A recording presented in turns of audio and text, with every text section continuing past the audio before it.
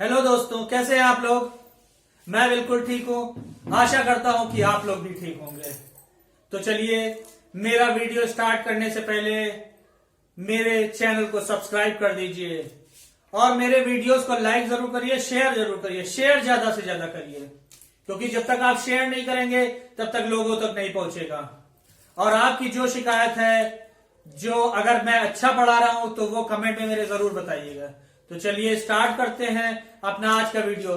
कल मैंने अनुप्रास अलंकार बताया था। अनुप्रास अलंकार की परिभाषा, अलंकार के भेद और अनुप्रास अलंकार और उसके भेद।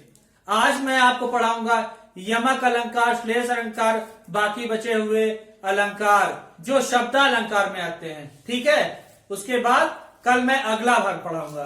तो चलिए शुरुआत करते हैं आज हम यमक अलंकार से।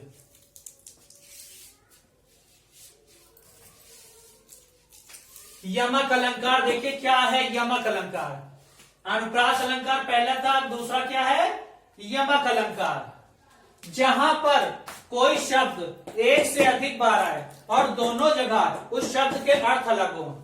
जहां पर कोई शब्द एक से अधिक बार आए और हर जगह, और दोनों जगह नहीं, हर जगह एक से अधिक बार मतलब 3 बार भी आ सकता है, और हर जगह उस शब्द के अर्थ अलग हो। मतलब दो जैसे कोई शब्द, एक ही शब्द 2 बार आया है तो एक जगह उसका अर्थ अलग हो, दूसरी जगह उसका अर्थ अलग हो। और 3 बार आया है तो एक बार उसका अर्थ अलग हो, दूसरी जगह उसका अर्थ अलग हो, तीसरी जगह भी उसका अर्थ अलग हो। तो ऐसी जगह पे कौन सा अलंकार होता है? यमक अलंकार होता है। अभी मैं उदाहरण से आप लोगों को स्पष्ट कर दूंगा कि यमक अलंकार आखिर है क्या चीज। तो पहला उदाहरण देखते हैं हम लोग। कनक कनक ते 100 गुनी मादकता अधिकाय, या खाए बौराय जग वा पाए बौराय। तो इसमें क्या मतलब है इसका? कनक कनक ते 100 गुनी मादकता अधिकाय। कनक कनक मतलब, एक कनक का मतलब धतूरा, एक कनक का मतलब सोना। धतूरे और सोने की बात है कि सोना ऐसी चीज है कि जिसे आदमी पा जाता है तो वो बौरा जाता है, और धतूरा ऐसी चीज है जो जिसमें विष होता है, जिसको आदमी खा लेता है, नशा होता है, इसलिए उसको खा जाता है तो बौरा जाता है। एक कनक का मतलब धतूरा। कनक कनक ते 100 गुनी मादकता अधिकाय, या खाए बौराय जग वा पाए बौराय। धतूरा खाने से जग बौरा जाता है, कोई भी व्यक्ति हो बौरा जाएगा। और सोना पाने से भी अधिक सोना पा जाएगा आदमी तो भी बौरा जाएगा। तो इसका मतलब यहाँ पे 2 कनक प्रयोग हुए हैं और दोनों के अर्थ अलग अलग है। इस कनक का मतलब धतूरा और इस कनक का मतलब सोना। तो ठीक है, 2 कनक शब्द प्रयोग हुए हैं और दोनों के अर्थ अलग हैं। यमक अलंकार में देख लीजिए, शब्द की आवृत्ति है, ये बात ध्यान रखिएगा। जो अनुप्रास अलंकार था उसमें वर्ण की आवृत्ति थी, एक अक्षर की आवृत्ति थी। अब चलिए दूसरा देखते हैं। दूसरे उदाहरण पे आते हैं। काली घटा का घमंड घटा, मतलब काली घटा, घटा मतलब बादल, काले काले जो बादल थे उनका घमंड घटा। मतलब इस घटा का मतलब, काली घटा मतलब काले बादल,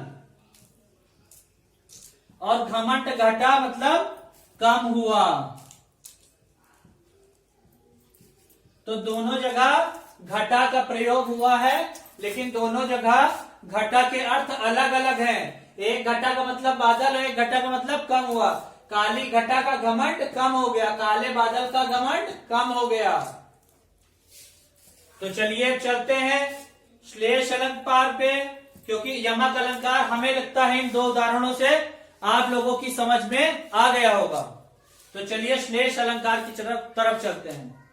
जहां पर किसी शब्द के अनेक अर्थ हों,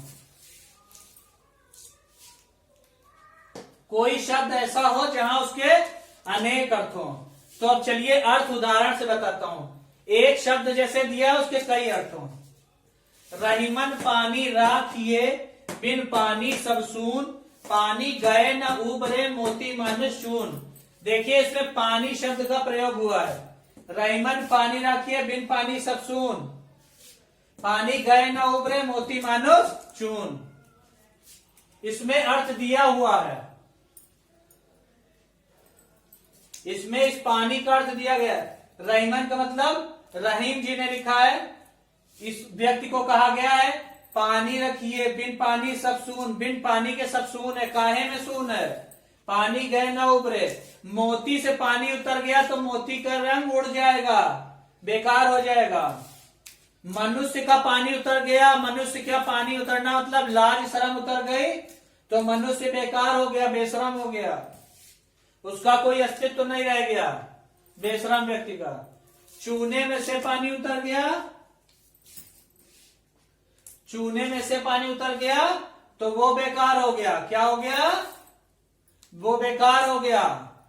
तो चलिए अब इसका उदाहरण से आपको समझ में आ गया हो। इस पानी के जो प्रयोग हुए हैं, पानी का अर्थ कई अनेक है। मोती से लगाया गया, मानुष से लगाया गया, मनुष्य का पानी और चूने का पानी, ये तीनों से अर्थ अलग अलग है, अनेक अर्थ हैं। जहां पर किसी शब्द के अनेक अर्थ हो और वो अनेक अर्थ इसमें दिए गए। देखिए यमक अलंकार में वो अर्थ नहीं दिए गए हैं, लेकिन इसमें दिए गए हैं कि किसका इसके ऊपर किसका इसका पानी उतरने से क्या क्या प्रयोग होगा और क्या क्या अर्थ वहां निकलेगा, उसका अलग अलग अर्थ। मोती में अलग निकलेगा अर्थ, मनुष्य में अलग निकलेगा और चूने में अलग अर्थ निकलेगा।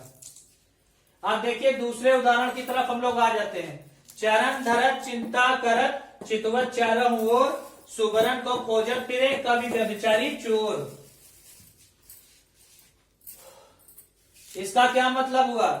चरण धरत चिंता करत चितवत चारों ओर, चल रहे हैं, चरण इधर उधर टहल रहे हैं, चारों ओर देख रहे हैं। सुबरन को खोजत फिरे कवि व्यभिचारी चोर। कवि सुबरन, सुबरन को खोजत फिरे मतलब सुबरन को खोजत फिर रहे हैं कवि और व्यभिचारी और चोर। कवि के लिए सुबरन का मतलब है अच्छे वर्ण अच्छे शब्द को खोजता है कवि, जिससे कविताएं लिखता है। व्यभिचारी, व्यभिचारी जो गलत काम करने वाला होता है वो क्या ढूंढता रहता है? सुबरन सुंदर स्त्री, क्या ढूंढता रहता है? सुंदर स्त्री। और इसमें चोर, चोर सुबरन का क्या मतलब है? चोर से सुबरन का मतलब सोना है, इसका मतलब है क्या है? सोना। एक जगह पहली जगह कवि क्या है? अक्षर शब्द, सुबरन मतलब शब्द, सुंदर शब्द। और व्यभिचारी क्या ढूंढ रहा है? सुंदर स्त्री।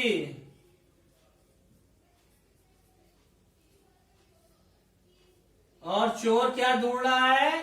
सोना। तीन अर्थ निकल के, अनेक अर्थ निकल के आ गए। सुबरन के अनेक अर्थ निकल के आ, कवि के लिए उसका अर्थ दूसरा है, व्यभिचारी के लिए दूसरा और चोर के लिए दूसरा है।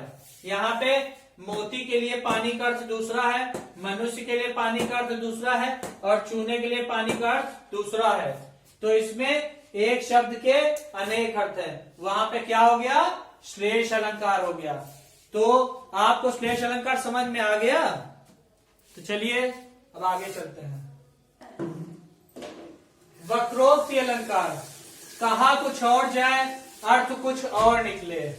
वक्रोक्ति अलंकार क्या है? कहा कुछ और जाए, ये चौथा अलंकार है। जो कुल भेद बताए गए थे अलंकार के, उसमें में से ये दो जुड़ जाते हैं, वक्रोक्ति और पुनरुक्ति अलंकार। ठीक है,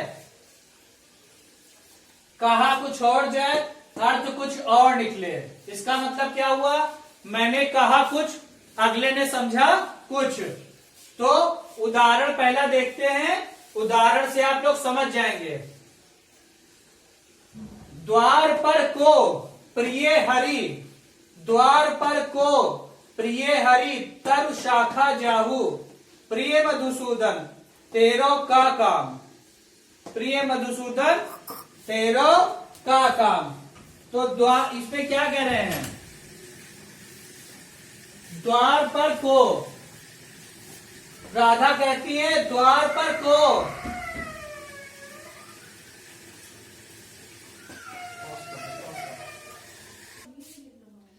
द्वार पर को प्रिय हरि तर शाखा जाहू प्रिय मधुसूदन तैरो का काम। तो इसमें क्या कहा है, राधा जी बोल रही हैं, श्री कृष्ण दरवाजे पे खड़े हैं, तो दरवाजे खटखटा रहे हैं श्री कृष्ण जी। तो राधा पूछ रही है द्वार पर को, द्वार पर कौन है? तो श्री कृष्ण क्या कहते हैं, प्रिय हरि। तो वो कहती है तरु शाखा जाहू, क्या कहती है, तरु शाखा जाहू। वो कहते हैं मतलब मैं हरि हूं, मैं श्याम हूं, मैं कृष्ण हूं। कृष्ण भगवान राधा से कहते हैं। तो राधा सोचती है कि हरि माने तो हरि को तो बंदर समझती है, हरि बंदर को भी कहते हैं। तो राधा सोचती है ये बंदर है, तो वो कहती है तरु शाखा जाओ, जाओ पेड़ की शाखा पर जाओ, पेड़ की डाल पे जाओ, तुम बंदर हो तो तुम्हारा यहाँ क्या काम। मतलब कृष्ण जी कह रहे हैं मैं हरि हूं, मैं कृष्ण हूं। हरि का दूसरा नाम कृष्ण, विष्णु, चाहे जिस रूप में पुकारो उनको, तो वो हरि कह रहे हैं, लेकिन वो हरि बंदर वाला हरि समझ रहे हैं। तो उससे कहती है तरु शाखा जाओ, जाओ पेड़ की डाल पे जाओ, बैठो जाके। वो फिर कहते हैं प्रिय मधुसूदन, तो वो कहते हैं प्रिय मधुसूदन, मधुसूदन भी कृष्ण जी का नाम है दूसरा ना। तो मधुसूदन का दूसरा अर्थ क्या है, भौरा। तो वो राधा सोचती है मधुसूदन है, तो कहती है तेरों का काम। मधुसूदन है, सोचती भौरा है, तो भौरे का कहती है तेरों का काम। मतलब श्री कृष्ण जी समझा रहे हैं कि मैं तुम्हारा प्रेमी हूं कृष्ण, लेकिन राधा समझ रही है कि बंदर है, मधुसूदन है, भौरा है। तो इसका मतलब कहा कुछ और जाए, अर्थ कुछ और निकले। कृष्ण जी कह रहे हैं मैं तुम्हारा प्रेमी हूं कृष्ण, हरि, मधुसूदन अपने नाम सारे बुला रहे हैं, लेकिन इन नामों के जो दूसरे अर्थ हैं वो राधा अपने मन में लगा रही कि बंदर है कोई या मधुसूदन भौरा है कोई। तो वो कहती है तेरों का काम। तो अब समझ में आ गया वक्रोक्ति अलंकार। आप कहेंगे कुछ, अगला समझेगा कुछ, तो वहां पे वक्रोक्ति अलंकार होता है। बहुत ही आसान है, ठीक है। तो चलिए आगे चलते हैं, पांचवा अलंकार पढ़ते हैं, पुनरुक्ति अलंकार। कौन सा अलंकार, पुनरुक्ति अलंकार। एक ही शब्द की आवृत्ति बार बार है। अब देखिए यमक अलंकार से अंतर कर लीजिएगा इसी टाइम। एक ही शब्द की आवृत्ति बार बार है पर अर्थ अलग ना हो।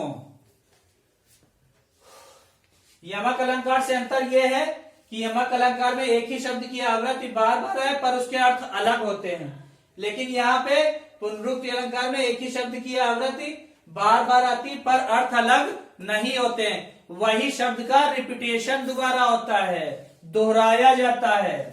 तो जैसे चलते हैं, पहला उदाहरण देखते हैं, आपकी समझ में आ जाएगा। जैसे बोलते नहीं, आगे आगे नाचती गाती बयार चली, तो आगे आगे का मतलब दोनों जगह एक ही है, बस दो जगह रिपीट हुआ है। तो यहाँ पे कौन सा अलंकार हुआ, पुनरुक्ति प्रकाश अलंकार। यहाँ पे दोनों आगे आगे का एक ही है। अब दूसरा उदाहरण लेते हैं, शांत सरोवर का डर किस इच्छा से लहरा कर हो उठा चंचल चंचल। तो इसमें शांत सरोवर का डर किस इच्छा से लहरा कर हो उठा चंचल। शांत सरोवर जो लहरा कर किस इच्छा से, किसकी इच्छा से लहरा के हो उठा चंचल चंचल। चंचल होने का मतलब एकदम से तेज बढ़ गया, एकदम से लहरें उठने लगी। चंचल हो गया सरोवर, शांत सरोवर चंचल हुआ तभी तो लहरें उठने लगी। तो चंचल चंचल दो बार प्रयोग हुआ है, लेकिन इसका अर्थ यहाँ पे एक ही है। तो वहां पे क्या हुआ, पुनरुक्ति प्रकाश अलंकार। चंचल का दो बार प्रयोग हुआ, यहाँ आगे आगे का दो बार प्रयोग हुआ। यहाँ सब जगह शब्दों के अर्थ एक ही हैं। तो चलिए आज मेरा शब्द अलंकार का टॉपिक समाप्त हुआ है। अब आगे कल हम अर्थालंकार के बारे में बात करेंगे, उसका टॉपिक शुरुआत करेंगे। हो सकता है वो भी 2-3 दिन ले, जितना भी ले गए देखते हैं। तो चलिए तब तक के लिए दोस्तों गुड बाय, नमस्कार।